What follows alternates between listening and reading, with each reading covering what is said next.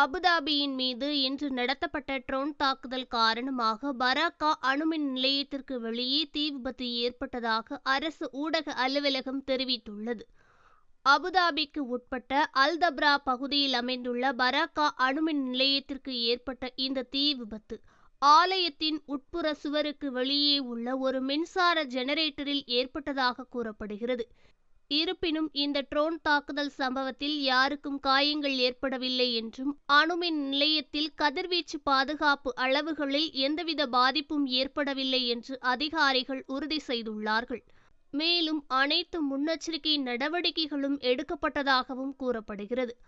அத்துடன் இந்த தீ விபத்தானது ஆலையின் பாதுகாப்பையோ அல்லது அதன் முக்கிய அமைப்புகளின் தயார் நிலைகளையோ பாதிக்கவில்லை என்றும் அனைத்து நிலையங்களும் வழக்கம்போல் இயங்கி வருவதாக அணுசக்தி ஒழுங்குமுறைக்கான கூட்டாட்சி ஆணையம் கூறியுள்ளது. மேலும் இது தொடர்பான வதந்திகளை பரப்புவதை தவிர்க்குமாறும் அதிகாரப்பூர்வ தளங்களிலிருந்து வரும் தகவல்களை மட்டுமே நம்ப வேண்டும் என ஆணையம் பொதுமக்களை வலியுறுத்தியுள்ளது.